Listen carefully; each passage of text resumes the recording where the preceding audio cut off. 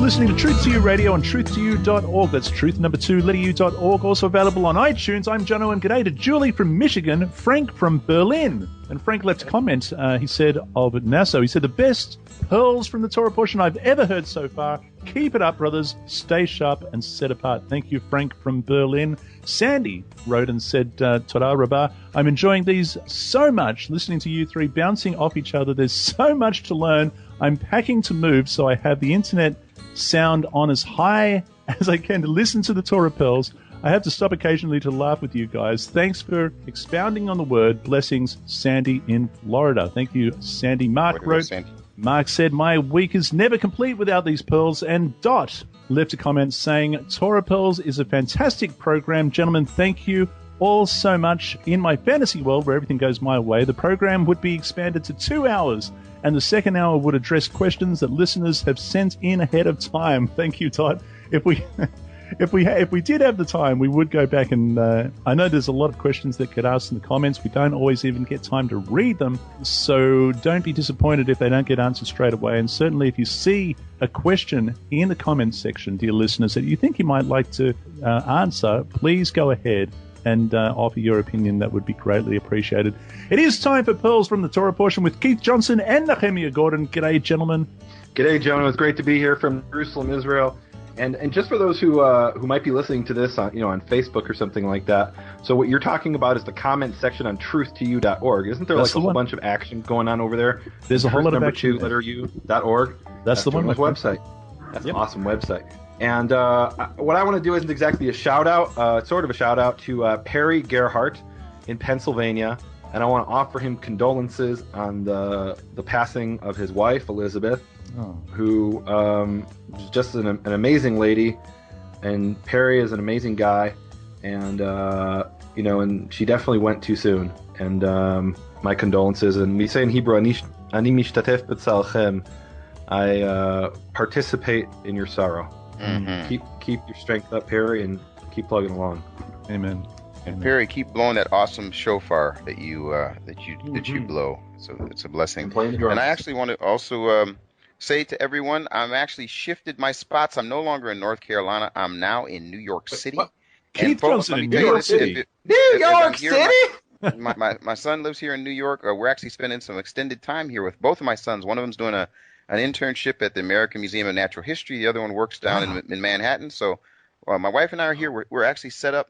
So if you hear some sirens and some honking of the horns, just know you're here in the background of New York City. There it is. Well, thank you for joining us from New York City, Keith Johnson. Today we are in Devarim, New York. Keith Johnson. Deuteronomy. Deuteronomy 1 verse 1 to 3 verse 22, and it begins like this. These are the words which Moses spoke to all Israel on this side of the Jordan in the wilderness, in the plain opposite Suf. Whoa. It's what? Yep. We got to talk about verse 1 because you kind of stepped on a landmine, and it exploded. And what your translation did is they hit it, and your leg got blown off, and you didn't even know it. Oh, hang on, wait a minute. There's no. There's an asterisk now that you mention it. There is an asterisk in verse 1. In verse 1. Well, there's two asterisks. The phrase on this side of the Jordan, which is not what it says, and that's they're trying to do us a favor by keeping the truth from us. All right, but let's talk about what it really says. Fill us in. So what do you got in your translation, Keith? These are the words Moses spoke to all Israel in the desert east of the Jordan. Oh, and what it literally says in Hebrew is in Transjordan, and you could also translate that on the other side of the Jordan. Now, that's a strange thing for them to be saying if they're actually in Transjordan. Let's just paint the picture for everybody. We've got the land of Canaan, which is between the Jordan River and the Mediterranean Sea. And that today is roughly covered by the state of Israel. And east of the Jordan River, we've got Transjordan, or Ever HaYarden, the other side of the Jordan. And they're sitting in the other side of the Jordan, and this kind of raises a problem because like Moses is sitting across the Jordan, and he says, imagine Moses or Joshua is writing these words. These are the words that Moses spoke to all Israel on the other side of the Jordan. Mm-hmm. Well, wait a minute. Moses died before they crossed the Jordan, so why would he call it the other side? Whatever side he's on, that that's the side of the Jordan for him, which is why your translation kind of like covered that up. Does that make any sense what I'm saying? So why would Moses call it Transjordan, across the Jordan, if he is across the Jordan? And remember, Moses died before ever crossing the Jordan River. Mm-hmm. So under what circumstances would he ever refer to the eastern side of the Jordan River as Transjordan? And I think this is actually something that we kind of like, I don't know if we mentioned this in earlier passages, but this isn't the first time this has come up. The first time it actually came up. Mm-hmm. So this is actually a passage that we read, a very long time ago, in Numbers chapter 50, verse 10, and it's talking about the mourning over Jacob, and it says, and they came to Goren HaAtad, the threshing floor of Atad, which is in Transjordan, and they cried for him a great cry, or mourned for him a great mourning, very much, etc. So this is something that's taking place in Ever HaYarden, in Transjordan. And the question is, so if Moses is writing this in the plains of Moab, is he talking about the western side of the Jordan, or is Transjordan what we call today Transjordan, which is, again, from a western perspective, from those who are on the western side of the Jordan, we call it Transjordan. So it raises the question, is this term Transjordan something that, I don't know, I'm going to say something controversial, that maybe Joshua wrote after he already crossed over? He's copying over the Torah, and it says, and they came to Goren HaAtad, and then he says, oh yeah, that's in Transjordan. I mean, that's a possibility. And that's actually what some of the Jewish Bible commentators suggested. For example, Ibn Ezra, and I actually talk about this in my book, Shattering the Conspiracy of Silence, the Hebrew Power of the Priestly Blessing Unleashed, which by the time this program is broadcast, it is my hope will already be available. It'll definitely, I hope, be in print. No, it'll definitely be in print by the time. Did you hear that, Keith? Jonah, I'm not buying it. There. Because here's why I'm not buying it. No. First he used the word. People all over the world are probably reading it already. No. What he said, Jonah, was, "It is my hope." It is my hope. I don't want to hear anything about hope. I'm not. Let's move on. Or the son of a prophet. What people don't realize maybe is that we're pre-recording this, and so this is going to be broadcast, I believe, at the end of July, and by then, I'm fairly certain that the book will be in print. It'll be shipped all over. In hope, fairly certain. I'm not buying it, Jonah. My new website.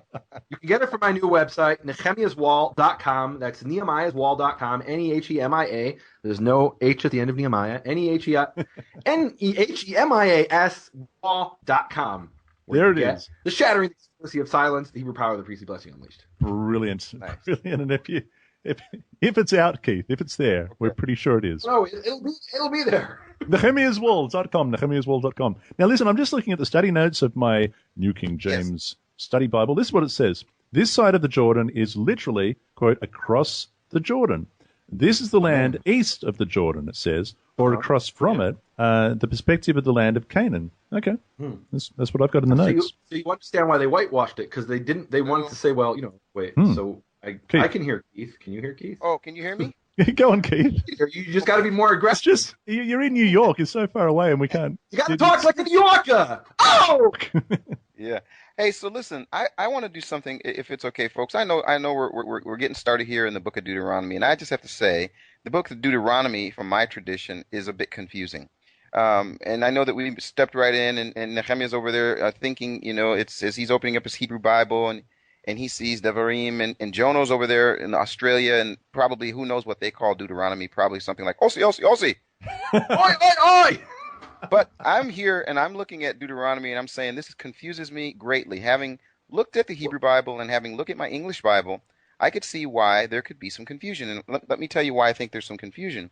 Mm-hmm. I think if you go, most people will say that Deuteronomy is, well, if you even look at the actual word, the idea is a second law. And that's the kind of idea that Deuteronomy is the second law. And the problem with that is that when we say second law, it seems like that means it's another law.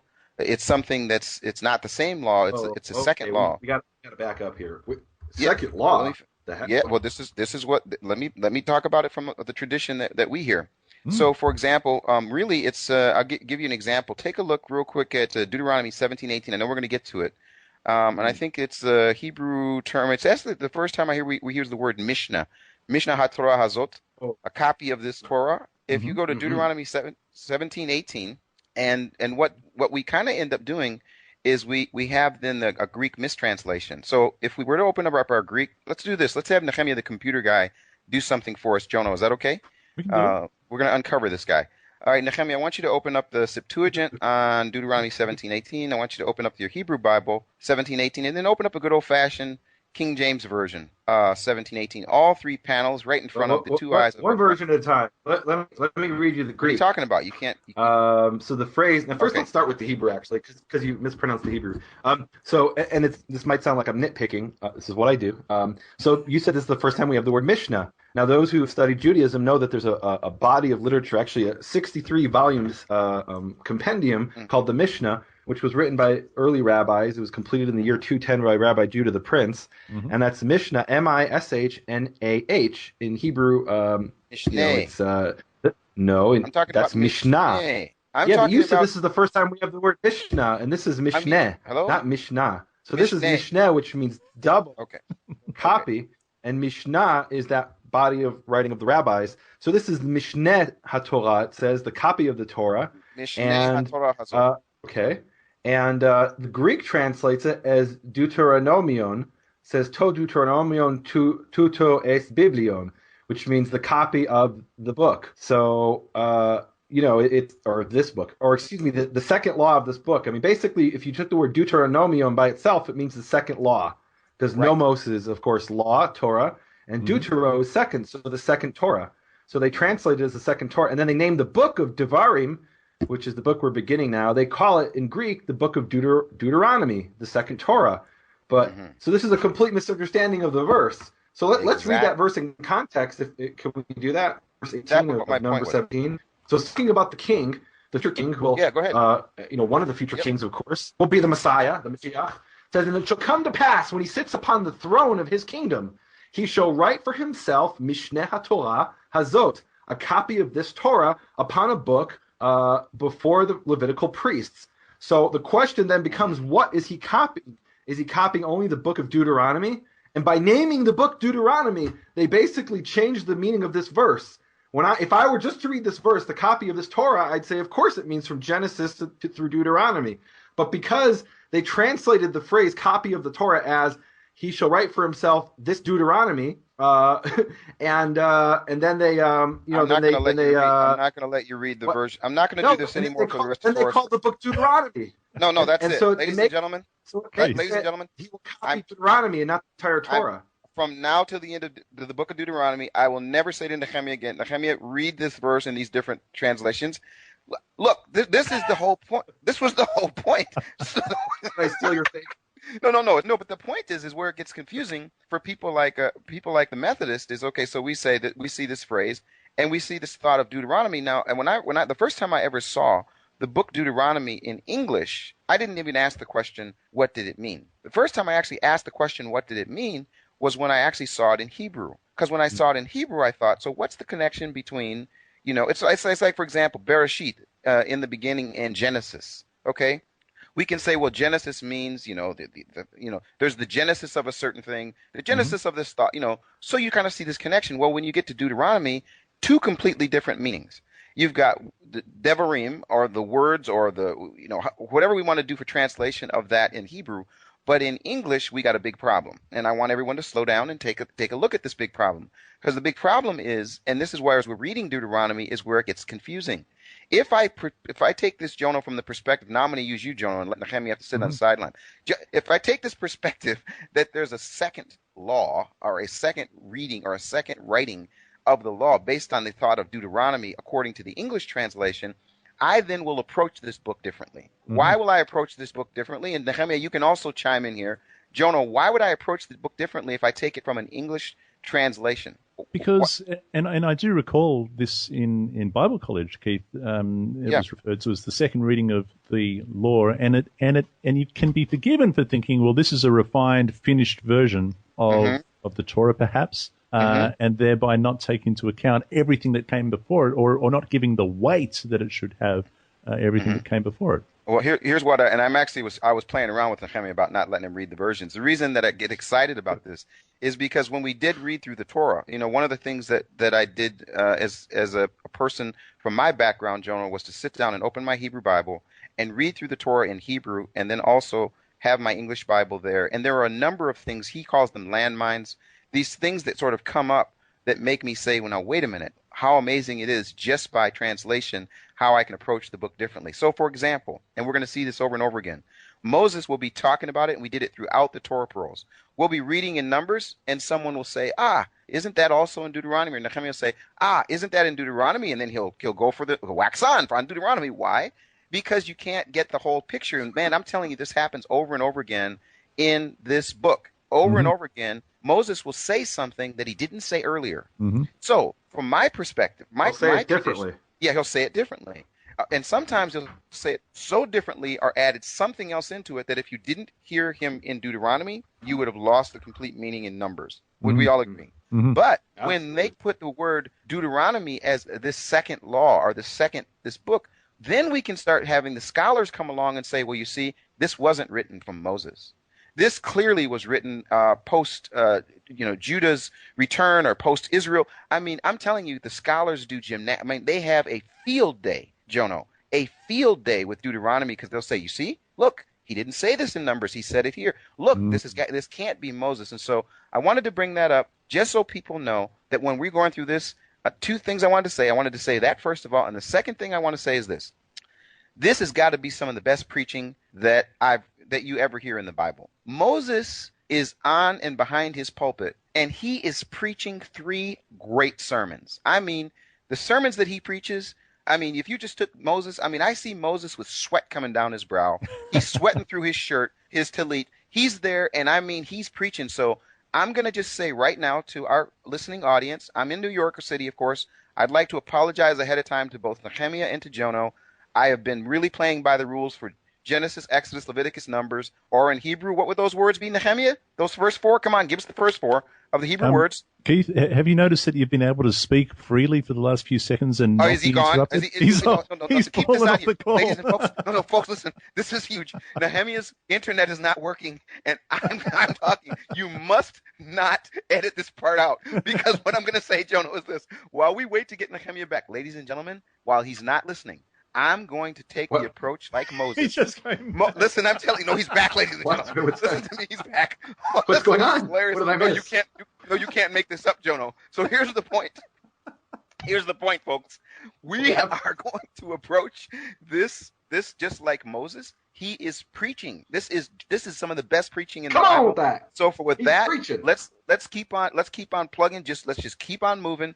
We know what Deuteronomy is, both in English. We know what Deuteronomy is in Devarim. The words, and who are the words? These are Moses' words to the people, encouraging them and spurring them on. So everybody buckle your seatbelts. We're in the book of Devarim, or according to the Methodists, this second law. Let's go. Point a couple things out here? No, I got to point a couple things out. Well, first of all, because how do we know that Mishnah Torah doesn't mean a second Torah? Maybe the Greek's right. And the way we know the Greek is wrong is go to Joshua 8:32. Joshua 8:32, and it says there, and he wrote there, and I'm going to read the King James Version, that's your Christian translation, and he wrote there upon the stones a copy of the law of Moses, which he wrote in the presence of the children of Israel. This is talking about Joshua writing, he was supposed to write ink on stones, set this up on Mount Ebal, and and have a copy of the Torah written up there, on these stones for all the public to see. And it calls that a copy of the Torah of Moses, uses the same exact phrase as in Deuteronomy 18 about what the king is supposed to write.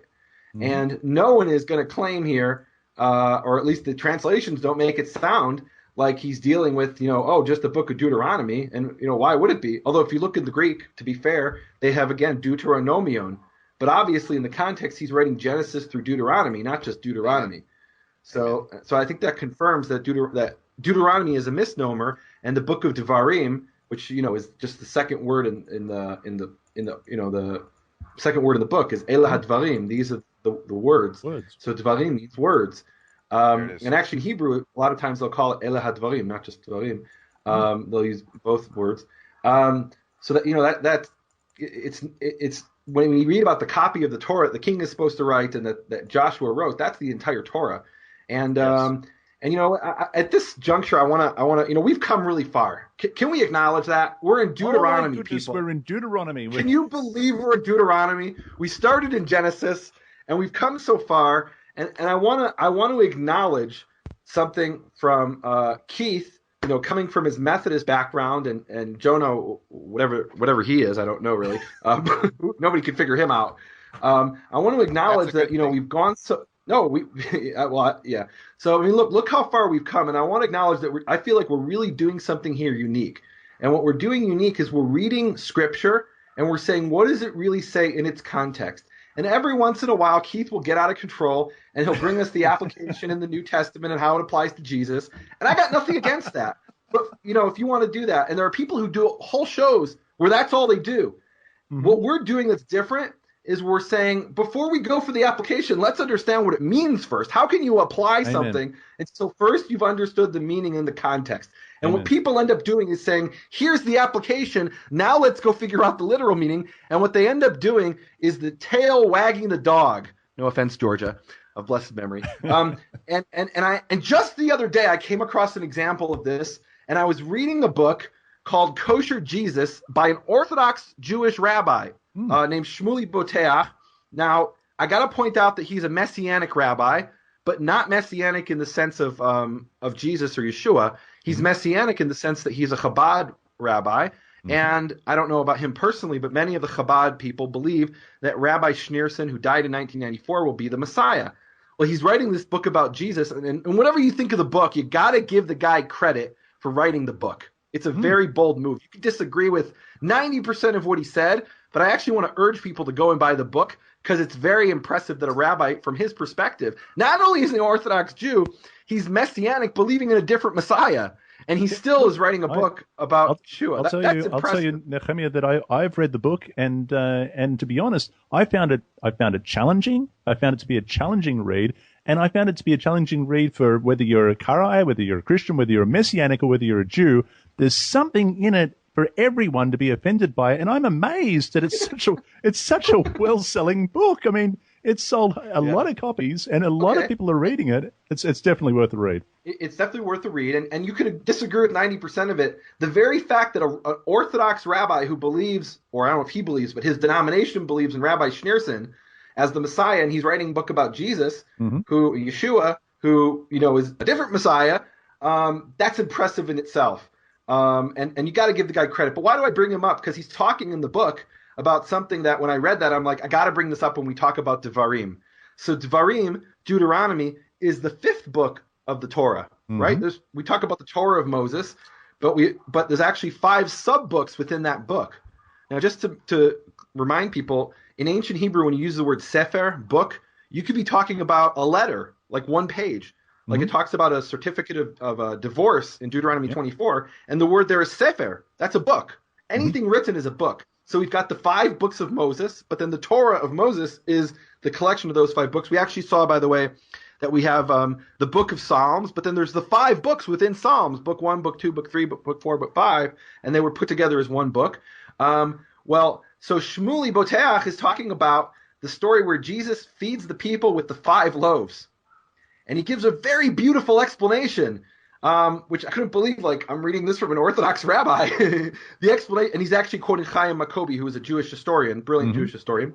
And Chaim Maccobi, through Shmuley, says that the 5 loaves really represent the 5 books of the Torah that Yeshua was teaching the people. And I thought that's a beautiful allegory, a beautiful metaphor. Whether it's correct or not, I don't know. It's still beautiful. And it made me realize, Keith could at every turn be doing that. He legitimately could be doing that. And that could be what the whole show is about. And you could be doing that, Jono, at every turn saying, this is the 5th book. This represents the 5th loaf that Yeshua fed the people with. And I thought, isn't this amazing that we're actually talking about what the text says? And I'm not knocking the people who do all the applications. Like I said, I'm not Messianic. I don't look to Yeshua as the Messiah, and I still think that's a beautiful image of him feeding the 5 loaves, and that represents the 5 books of the Torah, and that's how he was able to feed thousands of people. What a beautiful image. He was teaching Torah, and that's how he fed thousands of people with 5 quote loaves, allegorically. But, that's great. But if you can't understand the literal meaning that 5 loaves, yes, are 5, 5 like challahs or something like that, then I think you're going to completely miss the boat. Okay. And anyway, I think it's great. Let me just say this. Yeah. I would like to say something. First of all, I'd like to say that was Nehemiah who brought the application of Jesus, folks. That was not me. Second of all, No, but I'm second of all, how that's a beautiful thing. Hold on, just a second. The second thing I want to say is that what's so beautiful about what we have been doing is that when we do leave the farm and bring application from the New Testament, go back and check the programs. Every single time that I do it, what's it based on? The actual context of the scripture. That if Jesus or Amen. one of the New Testament folks with it. But I have to do a commercial very quickly because my lovely wife is here. She's going to say hello to everybody from New York. This is Andrea.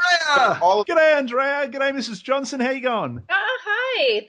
I'm fine, thank you. Greetings. Wow. I tell you what, it's about time we had you on Truth to You. How's New York? New York is wonderful. It's eventful and just lovely. Yes. Is Keith behaving himself? Yes. Well, he doesn't do that on any day, so...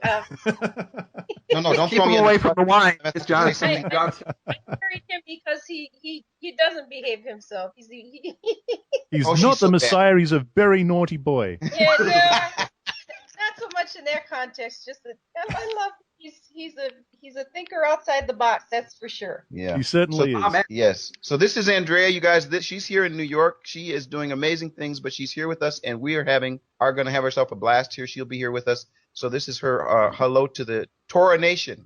Well, good day to Andrea. It's wonderful to talk to you, and I'm so glad that you've come into Truth to You. It's about time we've had you on the program, I think. Well, thank you. I hope one day I have occasion to meet you. Oh, I hope so. I certainly hope so. May it be next year in Israel. Oi, oi, oi. Next year in Israel. Yes. Amen. That's right. Bless you. Yes. She said, Yehovah bless you. Did you get that? That's my Methodist wife. Bobby with. Amen. Amen. And you too. Thank you, Andrea. Well, fellas, I've got to say this. So Keith, my point is that when we're doing the issue of application, I think the big difference is this: is that what we've tried to do, and this is what I hope that people will take and apply in their own study, whether you be Messianic or whether you be from Schneerson, as Nehemiah said, any number of folks. And what I love about the book of, if I can say from my tradition, Deuteronomy, is that if this isn't the book of application, I don't know what it is.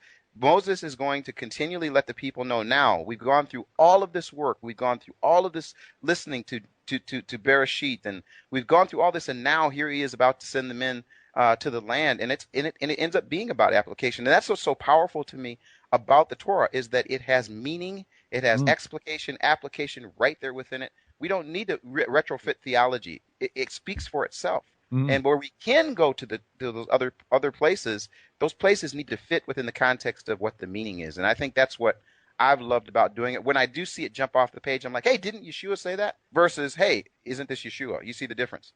So it's kind of exciting. Amen. And look, while we're on it, this is kind of an abstract Torah pill so far, but I'm going to keep it going by saying, this is it's been an absolute privilege and pleasure to be doing this program with you guys, and personally, it is a great joy of mine to be able to approach a program like this for the listeners that isn't focused on some extreme eschatological picture or some sort of conspiracy theory or trying to fit some sort of New Testament theology into the beginning of the book, or some sort of Talmudic theology into the beginning of the book. Right. I do not know of another program that does what we are doing. And now that we're in Deuteronomy and we can see the ribbon at the finish line, and we're kind of slipping into holiday mode, it's just an exciting thing, isn't it? Well, let me get us back on track. Okay, Keith, where are we going? You take it. And before you do that, I want to acknowledge also Jono. I don't think people realize that we come in, we do this program, and it takes about 2 hours, but then he sits for I don't even know how long, and he edits it. And he edits out every time I sneeze and go to the bathroom, and he says, edit that out. Believe me, you don't want to hear him go to the bathroom. You do edit that out, right? I've never actually listened to the program, so we got to give him credit. And if those who want to support his ministry so he can continue doing this, they can go to truth2.org and support what Jono does, so he can continue to bring amazing programs like this to the people. Thank you. Not to mention, ladies and gentlemen, I am going to be having my own program. Jono doesn't know it yet. Nehemiah doesn't know it yet. But it will be on Truth to You, ladies and gentlemen. It's going to work. I don't know how we're going to do it. It's going to happen. What we're hoping to do, Keith, and we're going to get to this when we get over to verse 22, but we're hoping to bring Truth to You over to over to Nehemiah's, we may not. Yeah, absolutely. Over to When we get Nehemiah's there, neck of the woods. we're going to promote that when we get there. But I got to do something, Jono. Mm. I got to take us to verse. Let's see here. What is the verse? It is verse number 3. In the 40th year, 40th year. on the first day of the 11th month. And what I want people to do, and I hope they'll do this, and again, I get on my shtick. You know, there's certain things that just jump off the page. 3 T's for me, time, Torah, tetragrammaton. When those things jump off the page, I always slow down. So whenever I see in the 40th year on the first day of them, I always slow down because I'm like, wow, isn't it amazing? For some reason in the Torah, he's letting us know what time it is. And I think this is a really, really powerful thing. It's a thread that lets us know that there is a keeping track of time, because these times end up being very important, not just that we have to come with some amazing new meaning about the 40th year and the first day, but what does it let us know? It lets us know where we're at in time so that we can understand where we're at in context as they're doing what they're doing. So that's why I love to stop and to slow down when I see the days, the months, and the years. It really gives you a wonderful context. And I wish I could take you guys back to something maybe before the end of the Deuteronomy section. I will do this, but there are sometimes that the times really explain things that we haven't been able to see. So we'll do that as we go along. Let's keep plugging. Okay, we're going to keep going. I've already let go of the wheel. Nehemiah, did you want to pick up a verse? He's gone again. Let's go. Come on. Okay. So, where are we picking up, Keith? Here we go. Did I get caught? Was that you going to the toilet? There it is. See, I'm telling you, ladies and gentlemen, he was gone again. Go ahead. I cannot tell a lie. Yes, it was. Go ahead, Jono. All right, Nehemiah, as I said to Keith, I've already let go of the wheel in the bus. You want to pick up a verse particularly? Verse 9. Verse 9. And so what I like about this section is, and I understand why they said this is Deuteronomy, that this is a copy of the Torah, this is a second Torah, because a lot of this is, look, this book, Devarim, most of the book is Moses' essentially farewell speech. He's standing in the plains of Moab. He's about to die, and this is his last speech. And like Keith said, this is great preaching, and it really is. Because if you look at the other books, it's and Jehovah spoke to Moses saying, and Moses told the people. But there's not a section where there's actually preaching, and this is actually Moses standing before the people preaching for like 30 chapters. And part of this preaching, and this is a very common style in ancient Hebrew, is he's first giving the background before he gets to the point. And we won't even get to the point this week. Moses is kind of like me. We're not going to even get to the point this week. This is just a historical introduction. And that's a very common thing. You have to say this. Moses is not like you. You're like Moses. Think of it that way. He started this process. Like Moses. Okay. All right. Absolutely. No, but this is a Jewish style. This is a Hebraic style that before you actually get to your point, you give the whole historical background.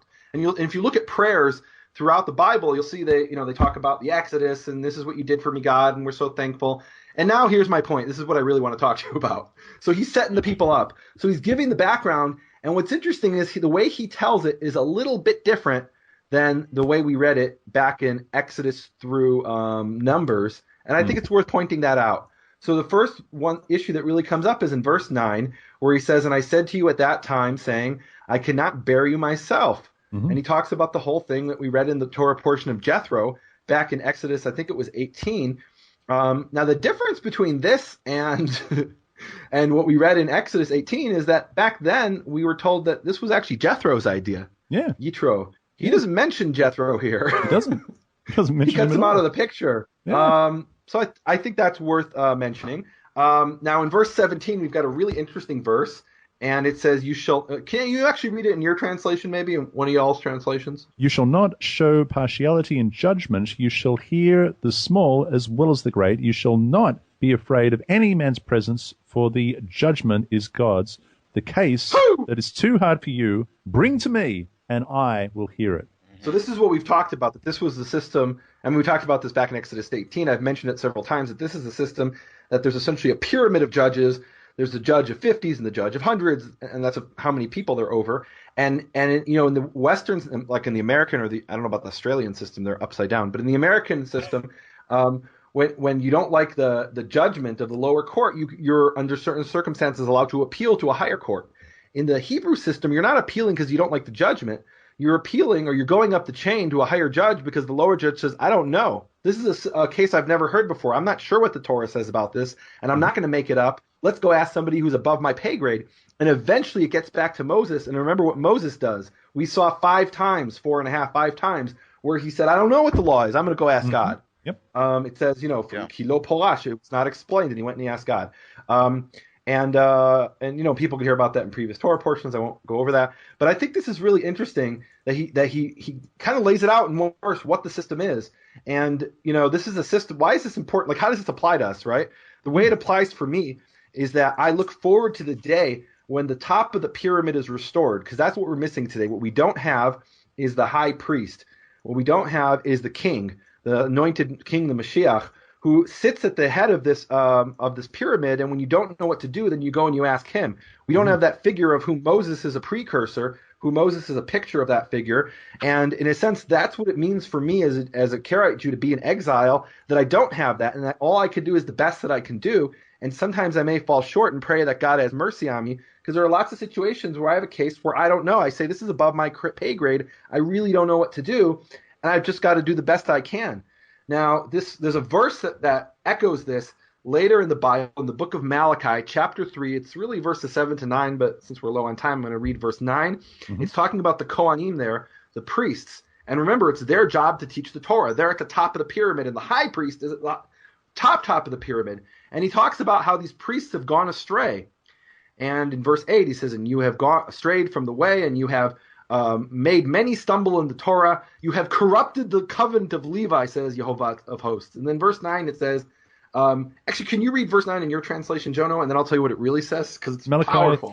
Malachi 3:9? Uh-huh. Okay, it says, you are cursed with a curse, for you have robbed me, even this whole nation. Okay, is that 3:9?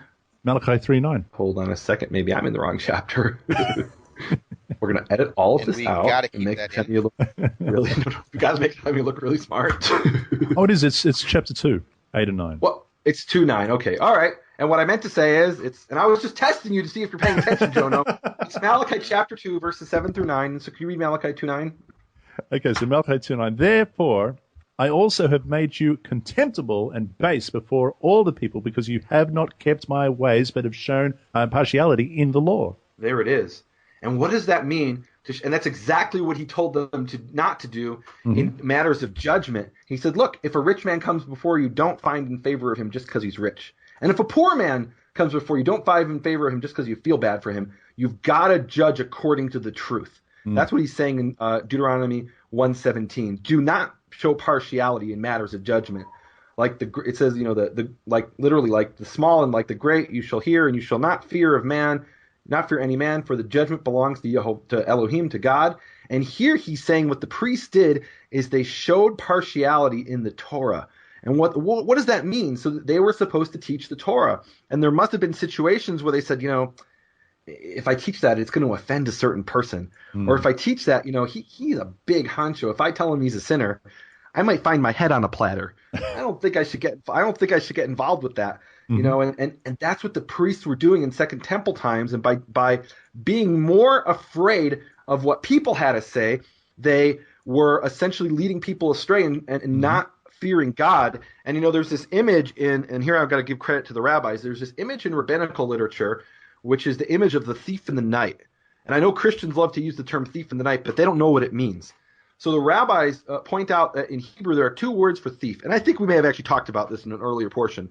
There's the word lignov and the word ligzol, gazal and ganav, which you could translate both of those as to steal. But actually ganav is somebody who steals through stealth. He's someone who sneaks in the middle of the night. He breaks into your house and he steals from you. If you do gazal, the other word, then what you do is that's often what's described as a highway robber, or in modern terms we'd call that a mugger. It's somebody who uses force and violence in order to steal from you. So think about the difference between the thief in the night and the highway robber. So here's something the rabbis say, which is really profound, and I got to give them credit for that, even as a Karaite Jew. They say, so the difference between the thief in the night and the highway mugger is the highway mugger is not afraid of anybody. He's not afraid of God, and he's not afraid of man. And in that respect, and think about the highway robber, or the thief in the night. The thief in the night, he's afraid of man, but not afraid of God. And what the rabbis say, which I think is profound, is they ask the question, who's worse? And I think most people would say, the highway robber's worse. What do you mean? He could kill me. He's coming at me with violence. But the rabbis, what they point out, and you could disagree with them, but their insight is to say the thief in the night is worse. Because the highway robber, at least he's consistent. He's not afraid of God, and he's not afraid of man. The thief in the night fears man, but has no fear of God. And that's what they're talking about here. That's what the prophet is talking about here in Malachi 2:9. For you have been a respecter of persons in the Torah. You're not afraid of God, but you're afraid of man. And in that respect, as a thief in the night, you're worse than the highway robber. That's okay. Have I completely left the farm? I don't know. Well, no, that's okay, because we'll bring it into application. James chapter 2 talks about it. And James chapter 2 basically takes this passage and expounds a bit on it. There's an example where we have application that's based right within context. My brothers and believers, it says, if you show special attention to the man wearing fine clothes and says, here's a good seat to you, but say to the poor man, you stand there or sit on my feet, have you not discriminated against amongst yourselves and become judges with evil thoughts? It says, do not show, basically the point is, do not show favoritism. And again, this is why this is not a very popular book with some of our the reformers, because they would say, wait, that sounds too Torah-ish. And I think it's exactly what James wanted to do, was to bring into context what the Torah says and then applying it for the people. Very good. There it is. Okay. And so Keith, so they departed from Horeb and went through all that great and terrible wilderness, which you saw on the way to the mountain of the Amorites, as Jehovah your God had commanded, and we came to Kadesh Barnea. And I said to you, Moses, you have come to the mountains of the Amorites, which Jehovah our God is giving us.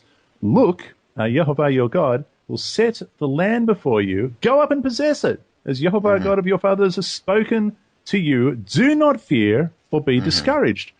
Now, so everyone of you came near and said, let us send men before us and let them search out the land for us. Keith, before we go any further, are you going to tell us what's going on? Let me tell you what's happening. What's happening is, and this is so exciting, by the time folks hear this, they're going to have a chance to do this, is we're going to be going to the land of Israel, and we're going to spy out the land. And what that means for me is that after this whole Torah portion is we've done this entire program, Pearls from the Torah and Torah Pearls, and just the time, the Torah, the Tetragrammaton, all these things over the last 10 years. Now the application of it is to bring some people over that they could experience it for themselves. The first man in is Jonah. Myself and Jonah will be going. We found out that Nehemiah will actually be there doing the searching for the Aviv, so we're going to be able a chance to. And nice. It is going to be a blast. We're going to take Truth to You to Israel. We're going to be actually recording from Israel and getting a chance to bring people in and live to see what is happening over there as we go into the land. On site, we're going to be recording. My first time there, so it's going to be very, very exciting, and I'm going to enjoy bringing the information to you, dear listeners. Now, they sent them to spy out the land, and the plan pleased me well. So I took 12 of your men, one man from each tribe, and so on and so forth. And we remember, of course, that they brought back the bad report, and the only ones that had the good report was Caleb and Joshua, right? Yeah, and let's stop for a second, because here's what's really interesting. And this is an example when you read it in this time when Moses is speaking about it, he does a little bit more. I'll give you an example. If you're doing a message, you're doing a sermon, you're preaching, and so you're preaching somewhere, and you've got your outline, and your outline basically has, here's what the information is, the explication, the application, whatever. But in the midst of it, as you're dealing with the crowd, something will come into your mind that fits. And so you speak that thing. What I think is so interesting here is Moses is preaching, and I'm just taking this approach right now. Moses is preaching, and then he adds this little phrase. And I want to know if you find this phrase anywhere else in the Torah. And he says, then all of you came to me and said, let us send men ahead to spy out the land for us and bring back a report about the route we are to take and show them. And then in verse 23 it says, and the idea seemed good to me. Mm-hmm. Now, here's the question. Whose idea was it? Whose idea was it? This is something I think we talked about when we read the story in Numbers, and we pointed out that there's a little bit of a difference here. Because, here it's their idea, and if you remember in Numbers, if I'm remembering correctly, it was Jehovah's idea who told them to do it. So that's the second time. Before it was, Jethro versus him, And then here it's, Yehovah versus the people. And that's really interesting. And what I think is interesting about it, though, is that, sometimes, for example, when you've got your public relations message and then you got your private message. So there's what's going on. I'm writing the Torah. I'm not, listen now. Look, you guys, you're going to have to, you don't have to edit this out, but I'm just saying this. So which one was it? What if I say it was both? You know what I'm saying, though? You know what I'm saying? If it was a good idea and it turned out to work well, hey, it was my idea. But if it was a bad idea and the repercussions, were bad, hey, it was your idea. You guys came up with that one. Because we see, when we get into chapter 4, actually at the end of chapter 3, next week's Torah portion, I'm just going to tell listeners now, we're going to have, Keith and Nehemiah are going to have an argument again. And things change a little bit again in the beginning of next week's Torah portion. We won't do it now, but we'll have fun then. But there seems to be a bit of that going on, I think. Yeah. And so what I want to say, though, is what I think, the reason I say both is because let's just say it was that Yehovah did it.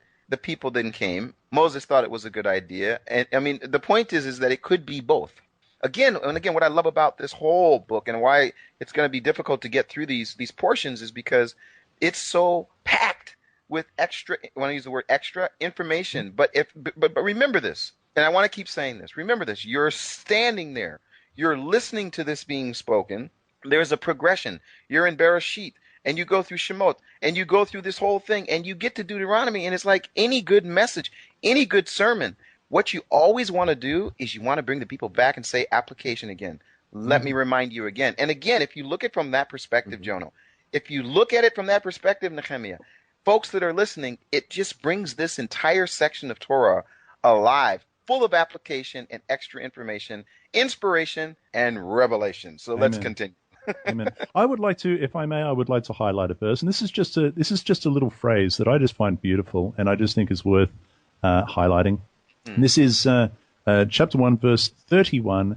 And in the wilderness where you saw how Yehovah your God carried you as a man carries his son. Yes. I just think that is so beautiful. In all the way that he went until you came to this place, as a man carries his son. I just think that's a beautiful image. And of course, that takes me back, of course, to Exodus 4:22, where it says, and then you shall say to Pharaoh, thus says Yehovah, Israel is my son, my firstborn, and so I say to you, let my son go, that he may serve me.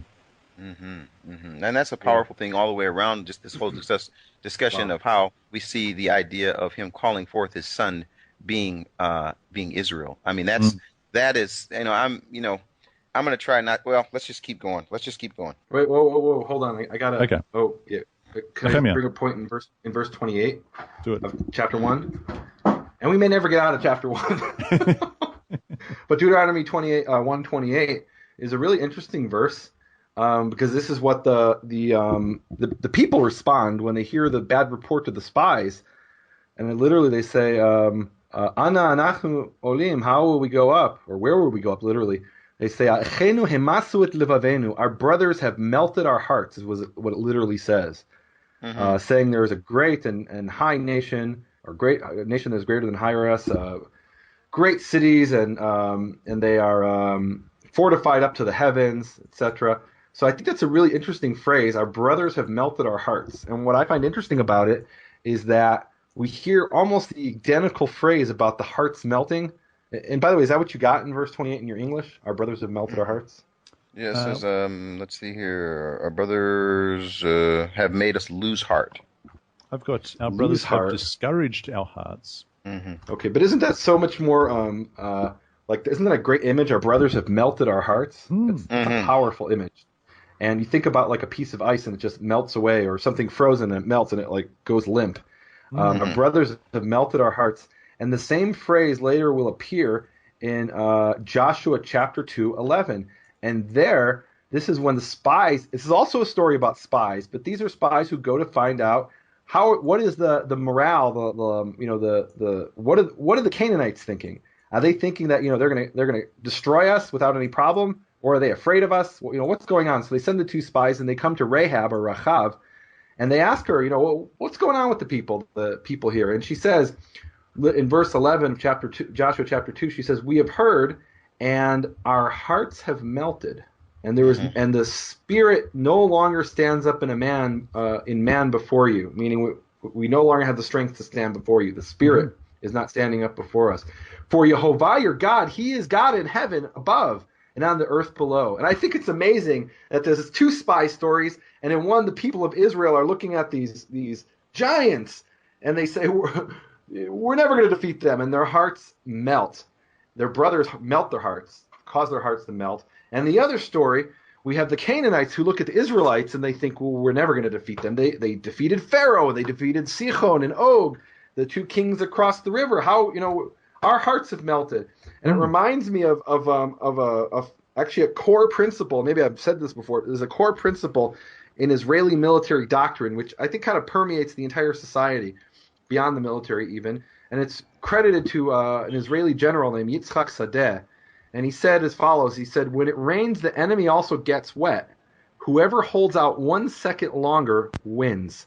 And what he means is that, you might think you're all miserable and, you're getting shot and, and you think you have no chance. But the enemy also might think he has no chance. Mm-hmm. And what you have to do is hold on, never lose faith, have trust, believe in Yehovah, and believe in the ability that he gives you to defeat your enemy. And I think that's a powerful statement. Whoever holds out 1 second longer wins. And it's exactly what we're reading about here, that the Israelites, what defeated them is that they thought they were defeated. Mm-hmm. And the same thing with the Canaanites. They heard, they defeated Egypt. I mean, Egypt's a superpower. And they defeated the 2 kings nearby. It wasn't a one-hit wonder with Egypt. They came and defeated the 2 countries nearby us. And it melted their hearts because they didn't have, they gave up. And so whoever holds that 1 second longer wins. It's a powerful statement. And that's the principle here. Very good. Yep. Thank you for that. Keith, I am going to, I kind of want to jump to chapter 3, verse 11, which is a big jump. But before we do that. I got something in chapter 1. While he gets water. We're still in chapter 1? No, dude, the last thing in chapter 1, I think. Chapter 1, verse 32 is very important, okay? Can you actually read, okay, hold on. Okay, can you read verses 29 to 32 real quick? I'll make my point fast. Make my point fast. Then I said to you, do not be terrified or afraid of them. Yehovah your God, who goes before you, he will fight for you according to all that he did for you in Egypt before your eyes and in the wilderness, where you saw how Yehovah your God carried you as a man carries his son in all the way that you went until you came to this place. Yet, for all that, you did not believe Yehovah your God, who went in the way before you to search out a place for you to pitch your tents, to show you the way you should go by the fire, in the fire by night and in the cloud by day. Okay, and I think this is a really profound statement.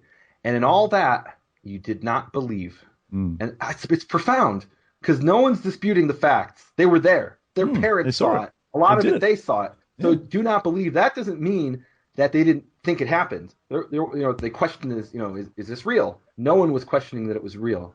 They saw all that, and despite that, they didn't trust in Yehovah. And I think that goes back to what I talked about, the hearts melting, that they didn't believe in him. Despite all that, they were afraid of these, big people in Canaan. Amen. Nehemiah, are you still there? We've lost him again. Okay, Something's going on. Let's continue. Go to chapter 3. He's gone. This is hilarious. No, we can't edit any of this out. Just so the listeners know, it began with, before we started the program, it began with Nehemiah blowing a fuse, having to go and reset the fuse in his fuse box in his apartment. So and every once in a while, go ahead. Tell him what happened. And then the call dropped out, and then his call dropped out, and we've been going back and forth. So it's a little bit disjointed in this one, but anyway, we're getting through it. It's all right. I believe there's something to it, folks, because we're in Deuteronomy, and what we get a chance to do is we get to proclaim it the way Moses did. And that's why it's just like, again, it's so important. We're repeating a lot of stuff that we've already talked about. But when there are those little Torah pearls, we're definitely wanting to highlight those. And when Nehemiah comes back, we're going to have him say the prayer that our eyes would be open and that his electricity would work so that we can continue to work on Amen. Torah pearls. We will do he's that. Gone right now. Let's find him. But in the meantime, Keith, it is interesting to me as I was reading in chapter 2. He's back. Are you there? Wait, we're not in chapter 3, are we? I got no, yet. I'm still in chapter 2. I got more in chapter 1. Okay. Promise me you'll never listen to this show. Just this one here. Don't ever listen to this one. Okay, no. All I'm pointing out is that it goes. Yehovah makes a point of saying, or Moses, he says in 2 verse 5, do not meddle with them. He's talking about Esau. Do not meddle with them. For I will not give you any of that land, no, not as much as 1 footstep, because I have given Mount Seir to Esau as a possession. And it's interesting because we find also that I believe it's the descendants of Lot. Is that correct, Nehemiah? They also have been given a possession, the people of Ammon. And they have it seems like they have their own covenant. They have their own thing going on with God. Is that fair? They got their own deal going. These are all our cousins. I want to say something about it. Is that what's interesting to me is this idea of fairness and promise, and what really excites me about it is that when Yehovah gives a thing or gives something or a promise or a situation to a people or a person, God is not a man that he should lie, nor a son of man that he should change his mind. Does he speak and not act? Does he promise and not fulfill? So here, he tells Esau, okay, here's what I'm going to give you. Oh, but I changed my mind. No, what is Esau's is Esau's. What from Lot is Lot's. And you don't need that. What I have for you is what I have for you. You don't need to worry about what I gave Jono. What I gave Jono, I gave Jono. What I gave you is what I gave you. And you go ahead and fulfill your opportunity to get what you have that's from me. And there's no sense in you trying to take from someone else. I think that's a very powerful picture to me, that he's not like saying, well, forget about Esau. He's nowhere near as important as no. It's promise is his promise. There it is. And so this day I will bring, this is verse 25, this day I will begin to put the dread and fear of you upon the nations under the whole heaven, who shall hear the report of you and shall tremble and be in anguish because of you. And then it goes. Chapter are you? Now that's chapter 2, verse 25, and then it goes. Wait, we've got to go back to chapter 1. Sorry. No, chapter. I'll save that for later. But chapter 2, verse 24 is I think really important. Did you read that yet? I missed that when I lost my internet connection. Okay. Rise and take your journey and cross over the river Arnon. Look, I have given into your hand Sihon the Amorite, king of Heshbon, and this land. Begin to possess it and engage him in battle. So the King James Version actually, I think, has it pretty well. It says, and contend with him in battle. Contend with him. But what does it mean to engage someone in battle? So the word here, hitgav, also has the connotation of to challenge someone. In other words, get into battle with him somehow. And then what's interesting is in verse 26, he sends him words of peace. And what basically he's doing is he's looking for an excuse to go to war against him and looking for an excuse that Sihon will start the war. In other words, he's not just going to come out with his army. It's exactly what happens. But I think so. He says, let me pass through. I'll pay for the water. I'll pay for the food. We'll stay on the highway. We won't do anything wrong. We just want to get through. And he says, no, go away. No, that's exactly what he said. So I think it's interesting that he goes with the mission of starting a war, and he says, hey, let's have peace. It worked with the other guys. It can work with you. We'll just pass through. We won't bother you. What's interesting is verse 29. Can you read verse 29? Verse 29, just as the descendants of Esau who dwelt in Seir and the Moabites who dwelt in Ar did for me until I crossed the Jordan to the land which Yehovah our God is giving us. So that's really interesting. So this is, if I'm not mistaken, this is the first time we're hearing about this with Moab. And with Edom, it's not so clear. If you read in Deuteronomy chapter 20, verses 21 to 22, they ask for permission to pass through Edom, and they're not given permission. Yeah, that's what I recall. Now here we read about how when they get to, and this was, I think, the part you skipped, you pulled a fast one in verse 8. No, it says, when we passed from our brothers, the sons of Esav who dwell in Seir, by the way of the Arava from Elat and Etzion Gever. So what that's describing is what today, if you look at the eastern border of Israel in the south, there's actually a highway that runs along that.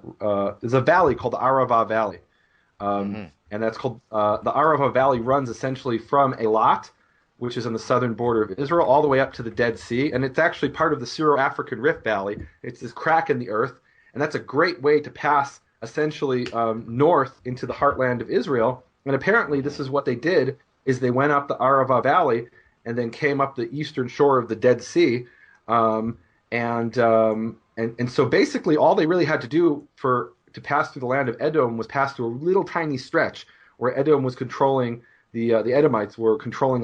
Basically they tried to go around Edom, coming from the east, going west, and when they hit Elat, Etzion Geber there, they cut across a little bit of Edomite territory and then went through the Arava Valley up north. And so they hardly pass through Edom. Maybe they walk through their territory for one day. But through Moab, as far as I can remember, this is the first time we're hearing that they went through the territory of Moab with permission. Interesting. And in fact, in Deuteronomy chapter 23, there's a point made. If we hop over to Deuteronomy 23, it says, Ammonite and Moabite shall not come to the congregation of Jehovah, this is verse 4, even the 10th generation, etc., because they did not approach you or greet you with bread and water on the way when you went out of Egypt. And then talks about the thing of Bilam as well, which is part of it. But Israel may have bought water from them, but and maybe that's the point, that they charged us for water and didn't give it to us when we were in need. I don't know. But this is the first time we're hearing about it, if I'm not mistaken. We hear about how they went through the land of Moab, and Moab is terrified and hires Bilam against them, but that they actually paid the Moabites for the water and the food. I don't think we were told. I don't think we were told that before. I don't recall that. I don't recall that. But I find Keith, I find chapter verse 30 interesting. But Sihon, king of Heshbon, would not let us pass through, for Yehovah your God hardened his spirit and made his heart verse I was waiting obstinate. for. Yeah, Made his to heart me, obstinate. Yep. You know, immediately when you read that, immediately what I think about is Pharaoh, and I think about how he had to, he hardened. There's a couple different words he uses when he's talking about his heart, but the point is this idea that even if Pharaoh wanted to say, okay, go, God's like, no, I'm not done with you yet. It's like you're in a wrestling match. Make an example of you, my boy. 2, 3, and he gets up to 8, and then instead of holding him down, he puts him up on his feet and says, no, we're still fighting. And so in the same situation, so even though the king would have said, okay, fine, he's like, no, we're going to have a fight. And that's what happens, that he might deliver him into your hand as it is this day. And so they sought him out. And of course, and King Og of Bashan, he doesn't even, it's like, don't mess around with this guy, just go to battle. Yes. I've handed him into your hands. We'll sort him out. But what I'm curious about, and maybe there are verses, Nehemiah, that you might want to come back to, but let me go to 3 verse 11. It says, okay. for only... Wait, what? No. But, Can we do something in We're going to be able to go first, back. or... He's just bringing one thing up. He's not go back. Okay. Yeah, it's okay. Relax. No, it's okay. It's okay. He's trying to get past chapter 2. No. For only Og, king of Bashan, remains of the remnants of the giants. Indeed, his bedstead was an iron bedstead. Now, okay, so I'm just curious. Does Rephaim and Nephilim, are they related in any way? Not at all. And Rephaim isn't necessarily giants. Rephaim is also sometimes translated as ghosts. Truly? Yeah. Like, for example, I live in a valley called Emek Rephaim, which is today in Jerusalem. It used to be on the outskirts of Jerusalem, and the Rephaim Valley. And presumably they say it was called this because this is where they buried people. And, and so it was the Valley of Ghosts. Wow. Okay, and so the reason why they've chosen to put giants there in that verse is because of the remainder of the verse. Well, indeed, because in the context. And just to give you an example, Isaiah chapter 26, verse 14, which says, they are dead, they shall not live.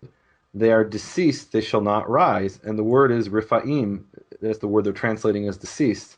But, presumably, so like the JPS has, shades, they can never rise. So shades is like a poetic word for ghosts. So my next question is bedstead. What do you have in Hebrew? What is bedstead? Indeed, his bedstead was an iron bedstead. That's his bed, like his, what do you call that thing? It's the head of the bed? It's like, no, not the head of the bed. The frame? What? The thing, the frame of the bed, right? The thing it lays on. And it's trying to illustrate how tall he is. That if his bed, like the platform for his bed is 9 cubits long and 4 cubits wide, this is a big guy. Keith. What's interesting is when I'm reading through this, if you look at the context of it, and this actually kind of makes sense. It says, and this is still in Rabbah of the Ammonites, but if you look at the word as his bed being the sarcophagus, where this is really funny. They have this as you go down to B. And it says his bed. Now, of course, if we go and find out what the actual word is, or if you open up Nehemiah to verse 11, what is the Hebrew word that you have there? Okay, it says the Rephaim also are considered like the giants, and the Moabites call them Amim. Okay, verse 11 meaning what his bed is. Chapter 3. We're in chapter 3, sorry. Jeez, oh my gosh. No, I'm still on the Rephaim thing. No. Go Word to Rephaim thing. chapter 3, verse 11. What do you have? What do we do with the Rephaim thing? Let's see. So the word is eres, which you could translate as like that's basically a bed. But what it means is the bed is the frame of the bed. Eres is a bed, or sometimes they'll translate it as a couch. You could legitimately translate this. Behold, his bed was a bed of iron. It is not in Rabat or Bav of the sons of Ammon. 9 cubits is its length, and 4 cubits is its width. So Keith, according to the cubits of a man. You've got sarcophagus. Is that what you're saying? Sarcophagus? No, it's not sarcophagus. What? Give me a break. That's what I've got. I asked because Keith mentioned it. I've actually got it in the study notes. It says bedstead could. Yeah, it says bedstead could also be translated sarcophagus. That is a stone coffin. Well, but it says it's iron. Yeah, I know. As in a stone coffin. So Keith, you brought up the word sarcophagus. Where'd you get that from? Just my little study notes down at the bottom. You got it in the study notes as well. Yeah. So it's just kind of weird because why they chose giants? Obviously the size of the bedstead or the sarcophagus, it could have been ghosts. The remnant of the ghosts. Indeed, his sarcophagus was huge. It could also be giants. Rephaim apparently was the name of a people in addition, of like some kind of tribe, and because what I read before, 2:11 mentions them. It talks about how how the Amim lived before. Who is this talking about? The Moabites. They used to this tribe called the Amim, who were Rephaim, who were giants, used to live in the area where the Moabites lived, and the Moabites drove them out. Now, what's interesting is Amim means terrifying, from the word Emah, terrifying. So Amim would be terrifying ones. And what's interesting is they have a different name, these people. They're called Zamzumim Zamzumim was it by the Ammonites or something. And Zamzumim is from the word Zamzum, is an onomatopoeia, which means it sounds like it is. And so it means something like to buzz. Zamzumim are people who buzz, buzzers. So that's an interesting name for them. Maybe when they went out to battle, they would make some kind of a noise, or maybe they played the didgeridoo, and that terrified the enemy. I don't know.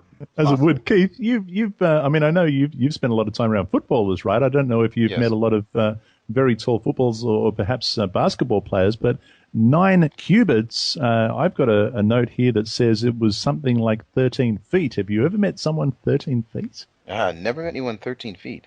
Wow. That doesn't mean that he was 13 feet. It just says that's just how big his bed was. His bedstead was, yeah. Yeah, my bed is actually taller than me, but presumably, let's say he was 10 feet. He's still a pretty big guy. That's huge. He's got to have room for the pillows.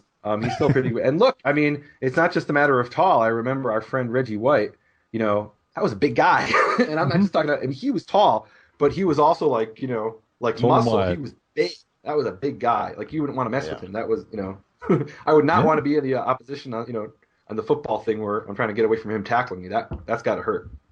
Yeah. So there it is, the Rephaim. Nehemiah, where did you want to take us? Wasn't there something in chapter 2 I wanted to talk about? Like I said, he had nothing. Verse 36. I'm going to shout from this. Are you kidding me? Oh, go for it. Verse 36, somebody? No, go ahead. Okay.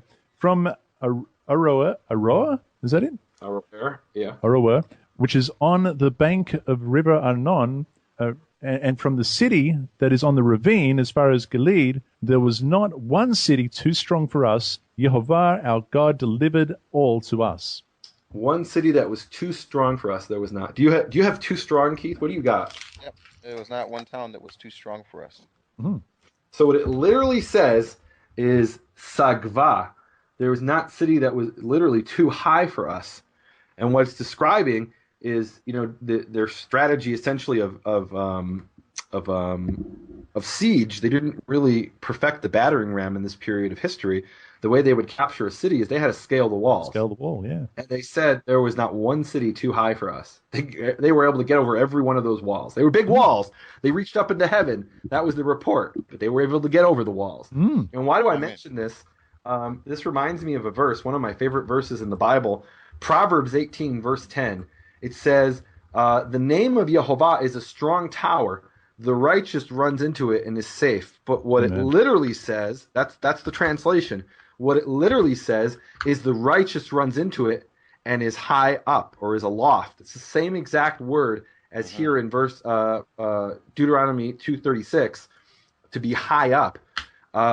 that the righteous runs into it and he's safe up there in that Migdal Oz, in that tower of Yehovah's name. Amen. Yeah, Brilliant. He's safe. He's up. He's lifted up. You Amen. run into Yehovah's name, that tower, and you are lifted up and safe. Woo!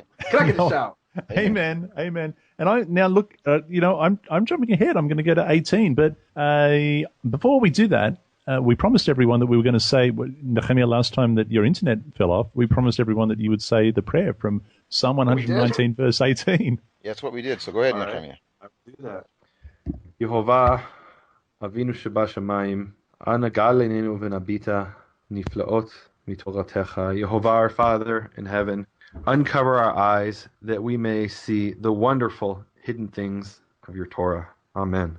Amen. Amen. Keith, would you take us from Deuteronomy 3:18? Yes, and I commanded you at that time, Yehovah your God has given you this land to take possession of it. But all your able-bodied men armed for battle must cross over ahead of your brother Israelites. However, your wives, your children, and your livestock, I know you have much livestock, may stay in the towns I have given you, until Yehovah gives rest to your brothers as he is to you. And they too have taken over the land that Yehovah your God is giving them across the Jordan. And after that, each of you may go back to the possession that I have given you. At that time I commanded Joshua, you have seen with your own eyes all Yehovah your God has done to these two kings. Yehovah will do the same to all the kingdoms over there where you are going. Do not be afraid of them. Yehovah your God himself will fight for you. There it is. Mm-hmm. And that's a great picture of what happens in the book of Joshua, which you guys do talk about, you and Yoel, in the light of the Torah. What do you call it? The light of the prophets? Light of the prophets. Light of the prophets is with Yoel and myself, and we're hammering through Judges at the moment. But yes. Okay, awesome. Yeah, so that's a great picture of what's going to happen. Do not be afraid of them. Yehovah your God will fight for you. Amen. So, Hey, can we talk about in verse 21? We've got something kind of special that I'm a little bit surprised Keith hasn't talked about. So if you look at the Hebrew, the name Joshua is spelled a little bit differently. It's only spelled twice that way in the Tanakh. Think it isn't? Absolutely. And so this is what's called a full spelling. Normally it's what's called a defective or lacking spelling. And what that refers to is that there are certain letters in Hebrew that are kind of what are called vowel helpers, or technically matris lectionis. The vowel helpers, they don't have to appear in the word. They could be there or not be there. And very often what will happen is if you have an option for two of them, that you'll have one. And the name Joshua is almost always spelled with the one, and here it's spelled with two of them. Yehoshua has the two vavs in it. Okay, so no. So hang on. It's got two witnesses in it. Let me get this straight. That appears twice. No. Let me get this straight. So what you're saying is that so the name Joshua, Yehoshua, is spelt slightly differently in two places in the Tanakh. This being one of them. What it's spelled is Yud Hey Vav. Those are the three letters of God's name, Yehovah, and then Shua, which is short for Yoshia. He will save. Yehovah, Yoshia, Yehovah. Sure. And in this particular place, and in one others in Judges, we have Yehoshua, Yud Hey Vav, same thing. Shin, same thing, and then Vav, Ayin. There's an extra Vav in this verse and in another verse. And what's interesting is that this is the type of thing that the Masoretes, the scribes who copied Scripture, they were fanatical about copying these things exactly. If the word was spelled unusually in this passage and in one other passage, they would write a note in the margin. They'd write a little circle over the word Yehoshua, and in the margin it would say bet, which means twice, meaning it's written this way twice. And they knew by heart which two verses it was. And there's tens of thousands of notes like this throughout the Hebrew text of Scripture, throughout the manuscripts, indicating all kinds of little things, that this has a vav and this doesn't have a vav, and this has two vavs and this has one vav and this has no vavs when it could have had two. I mean, there's literally tens of thousands, maybe more, notes like this. On every single page there are notes that indicate little quirks like this, and this is because some Jews believe that you could find mystical meaning or interpret. Well, this is what I wanted to ask you. I mean, is this just a quirk, or does it actually have a variation on the way it's pronounced or its definition? Well, no, it would be translated the exact same way. It would be read the exact same way in Hebrew, and it would mean the exact same thing in Hebrew. The point of the scribes was that this isn't a book that we wrote. God wrote this book. And, it's preserved by Jewish scribes. We have to preserve it the exact way it was written, even if there's something unusual in it, even if there's a mistake. we've got to preserve it exactly, because if we change that mistake, we might find out later that wasn't the mistake, and we introduced the mistake by, quote, fixing it. Yes. And so they were fanatical in the way that they copied Scripture, down to every single letter in Hebrew being copied exactly, and there being notes indicating this has to be copied this way even though it's unusual, and that has to be copied that way even though it's unusual. And so this is just an example of it. This appears twice in 2 places, that the name Yehoshua is spelled this way with an extra vav.